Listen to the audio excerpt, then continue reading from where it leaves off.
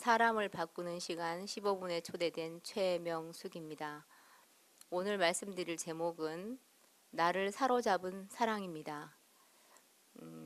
사람들은 모두 자기 자신의 주관적인 시각으로 사물을 보고 다른 사람을 보기 때문에 환경이 바뀌고 다른 사람이 바뀌어도 자기 자신의 눈이 바뀌지 않으면 다 소용이 없는 거죠.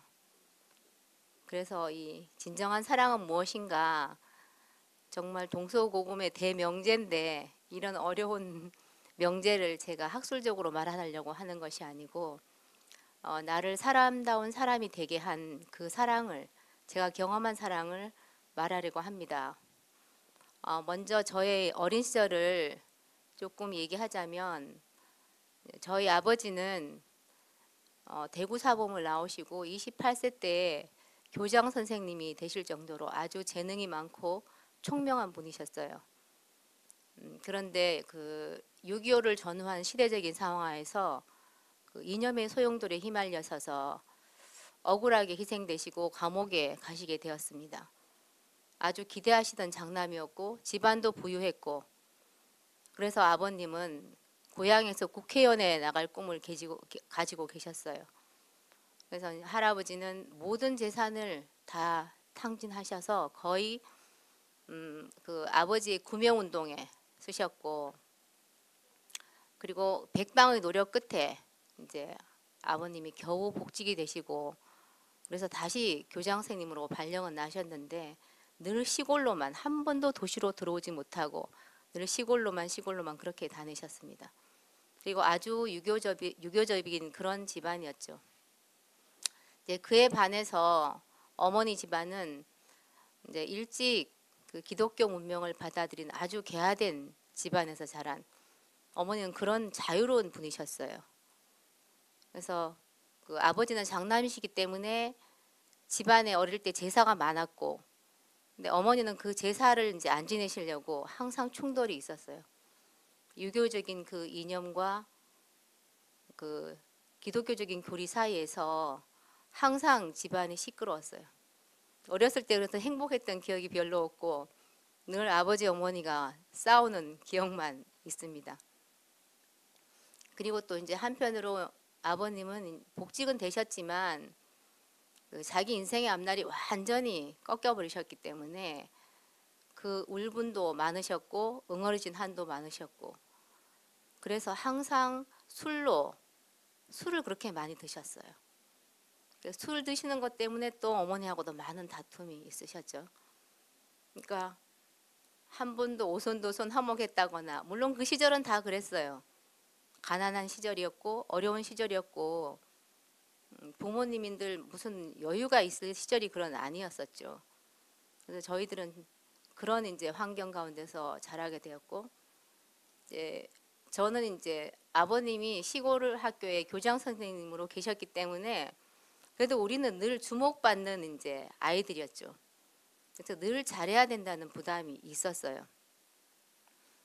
저는 사실 그렇게 재능이 뛰어나지 못한데 도내에서 글짓기를 하면 나가야 되고 그림 그리기 대회도 나가야 되고 그러니까 사실 제 자신이 그런 거를 못하는데 그런 부담이 늘 있었고, 제게 맞지 않는 옷을 입고 있구나 이렇게 생각이 들었어요. 그래서 저는 이제 사춘기를 거치면서 이제 저희 성격은 이제 아주 냉소적이고 부정적이기도 하고, 그 다음에 반항적이고 또 폐쇄적이고 이기적이고, 뭐 하여튼 나쁜 거는 다 그런 좋은 그런 인성이 형성이 되지 않고 나쁜 성격은 다 가진 아주 못된 아이로 자란 것 같아요. 제가 생각할 때 그랬어요. 그래서 사실 제가 희망이 보이지 않았고 갈 길이 보이지 않았을 때죠. 그래서 제가 제 별명이 콜드 앤 드라이한 여자입니다. 그런데 이제 부모님은 그래도 교육열은 대단하시기 때문에, 교육을 받으신 분이기 때문에 그 시골에서도 어려운 가운데서 우리를 다 대구에 있는 친척집에 보내셔서 그래서 저희들이 공부를 하게 되었죠. 그래서 제가 이제 대학교에 들어가면서 그런데 이제 인생의 새로운 전환점을 맞이하게 됩니다. 대학교에 가면서 이제 어느 기독교 서클에 들어가게 되었는데요. 대학교 2학년 때 그 기독교 서클에 새로운 지도 목사님이 부임해 오셨어요.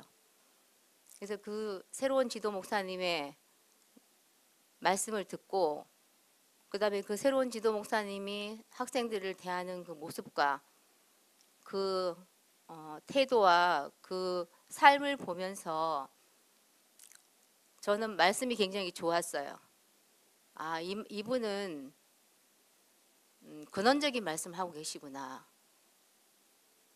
저희들이 어머님이 많이 편찮으셨다가 아버지 일로 많이 편찮으셨다가 다시 이렇게 아버지 일로 충격을 많이 받으셨기 때문에 많이 편찮으셨다가 다시 이렇게 어머니가 병에서 이렇게 회복이 되시면서 신앙생활을 더 열심히 하시게 되는 바람에 저희들이 전부 다 어머니를 따라서 교회를 나가게 되었거든요.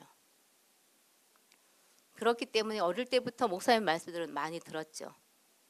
근데 이 목사님 말씀을 들으면서는 아, 뭔가 근원적인 말씀을 하시는구나. 뿌리를 말씀하시는구나. 이런 느낌이 왔고 아, 말씀이 명쾌하구나. 그래서 저는 그 서클 활동하는 것이 너무나 좋았고 근데 토요일마다 늘 모임이 있었는데요. 토요일마다 모임에 빠지지 않고 나갔고 그 다음에 그 목사님이 신뢰가 되었고 제 인생의 멘토로 그렇게 따르게 되었어요. 근데 어느 날 이제 제가 대학교 2학년 때입니다. 2학년 때 그 목사님이 우리 학생들을 앉혀놓고 이렇게 말씀하셨어요. 맨 처음 서두에 나는 여러분을 사랑합니다. 이제 이 말씀을 하시고는 그 다음에 하시는 말씀이 내용이 무엇인가 하면 여자들은 결혼하면 모두 남편들에게 매일 밤 사랑을 확인한다는 겁니다. 그래서 여자들이 남편에게 끓는 모든 바가지의 근본 그 말은 무엇인가? 당신이 나를 사랑하느냐? 이것을 확인하는 행위라는 거예요. 그래서 목사님도 그 부인이 늘 자기한테 물었을 때 자기는 늘 사랑한다고 그렇게 말했다는 거예요. 그런데 그날 아침에 나는 아내를 한 번도 사랑한 적이 없는 사람이구나. 이렇게 알아졌고 지금 만약 아내가 옆에 있다면 나는 당신을 사랑하노라고 그렇게 말하고 싶다고 이렇게 하시면서 우리에게 그 고백을 했습니다. 저는 우리가 결혼하지도 않았고 대학생이고 사실 그 상황을 잘 모르지만 큰 감동이 밀려왔어요. 어린 학생들 앞에서 이런 말씀을 하시다니 참 진실한 분이로구나. 다른 사랑을 말하고 있구나. 결혼하고 아이 낳고 살면서 왜 남녀 간에 사랑이 없었겠어요? 다른 사랑이구나. 더 근원적인 사랑이 있구나. 내가 알지 못하는 다른 사랑을 말하고 계시는구나. 이렇게 제가 느껴졌고 그래서 저는 그날 정말 집에 와서도 그 감동의 여운이 한참 동안 사라지지 않았습니다. 긴장이 돼서 입이 좀 많이 마른데요. 저는 늘 이런 사랑에 대해서 이런 생각을 가지고 있었어요. 왜 사람들은 사랑하면서 소유하려고 하고 왜 자유를 억압하는가? 사랑하면 전부 다 소유하려고 하잖아요. 그래서 저는 사랑이라는 이름 하에 제가 한 남자에게 내 인생을 매여서 평생 살아야 되는가? 그런 것이 제가 싫었어요. 그래서 제 인생이 너무나 아깝다. 한 번밖에 없는 인생인데 그런데 왜 여기서 살아야 되는가, 이렇게 너무 아깝다, 이런 생각이 들었고, 그러니까 정말 감정보다 이성이 앞서는 체질인지, 그래서 연애를 그렇게 지속적으로 해본 적도 없었고, 제 속에서 내 인생을 전부 다 이렇게 다 쏟아부어도 그 아깝지 않을 그런 사랑이라 되지 않을까, 이런 생각을 가지고 있었던 것 같아요. 왜 이렇게 그런 생각이 들었는지는 모르겠지만, 그런데 이제 제가, 그러니까 나의 존재를 그 손두릅째 사로잡는 사랑을 만난 거죠, 지금. 그래서 이 사랑을 존재의 사랑이라고 할까, 근원적인 사랑이라고 할까요?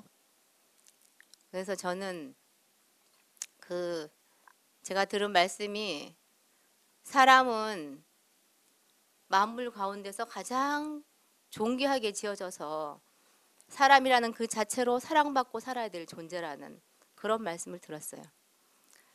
저는 사실 그래서 목사님이 점점 이렇게 아버지처럼 친근해졌고 편해졌고요. 이상하게 제가 그 사랑에 매이게 되었어요. 그러니까 너무 좋은 거죠. 내가 좋으니까 매이게 되더라고요. 매이게 되었는데 저는 점점 자유로워지더라고요. 제가 벗고 있는 옷을 하나하나, 입고 있는 옷을 벗게 되었죠. 입고 있는 옷을 하나하나 벗게 되면서 점점 자유로워지고, 꾸밀 것도 없고 가릴 것도 없고, 그렇게 편안하게 이렇게 대학 생활을 정말 행복하게 보내게 되었습니다. 사람들은 모두 벌거숭이로 태어나지만 다 자라면서 옷을 입어요. 다른 사람들이 자기에게 옷을 입혀주기도 하고 또 자기가 옷을 입기도 하고요. 그런데 그 옷이 자기 존재를 대신하게 되고, 그래서 결국 존재는 가려지고 소유만 남게 되잖아요. 그래서 참된 소통, 참된 만남이 없기 때문에 철학자들은 그렇게 얘기하지요. 절대적인 고독이다. 군중 속의 고독이다.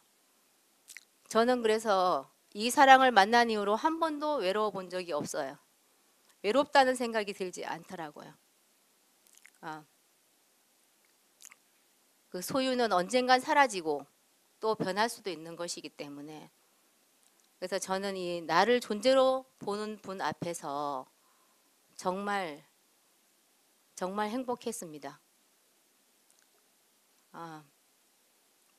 그리고 제가 그런 생각이 들었죠. 왜 이제 이 사랑을 깊이 제가 누리면서 왜 사람들은, 그러니까 태어나면서부터 우리가 성인이 되기까지 누군가의 보살핌과 사랑 없이는 한시도 살 수 없음에도 불구하고, 그리고 내가 지금 현재 살아있다는 것은 내가 이미 사랑받고 있다는 것임에도 불구하고 왜 그것이 발견되지 않고, 왜 그것을 모르고, 왜 그렇게 부족하고 불만이 많을까요? 저도 그랬듯이 왜 그럴까요? 저는 이 내 존재를 환히 밝혀주는 말씀 앞에서 인생이 너무나 부족함이 없고 넉넉하게 발견이 되었습니다. 그래서 저는 이 사랑 안에 깊이 잠들게 되었고요. 제가 어머니가 아니죠. 아기들이 어머니의 뱃속에서 그 10개월 동안 지극한 사랑과 양육으로 보살핌을 받고 10개월이 차면 아기가 태어나듯이 제가 새로 태어나게 됐어요.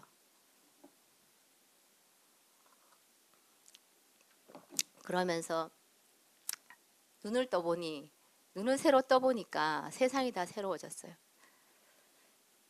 제가 잠든 사이에, 나도 모르는 사이에 새로운 눈이 이식이 되었고, 새로운 심장이 제게 생겼고, 사랑을 표현할 수 있는 생명이 흘러왔습니다. 마음이 없던 사람이 마음이 생겼고, 마음이 넉넉해지고 기다릴 수 있는 사람이 되었고, 그래서 저는 그렇게 생각이 드네요. 인생에 많은 문제가 있지만 근본적인 문제는 무엇인가? 이 사랑이 없어서 그렇구나. 모든 것이 다 없어도 이것이 없으면 다 부족하구나. 그렇게 생각이 되었고, 정말 인간의 존귀함은 무엇인가? 이 마음을 표현할 수 있다면, 이 사랑을 표현할 수 있다면 그것이 가장 존귀한 것이 아닐까? 그런 생각이 들었습니다. 그래서 나를 사로잡은 이 사랑의 나라, 그 다음에 나를 잠들게 한 이 사랑의 나라로 여러분을 초대하고 싶습니다. 감사합니다.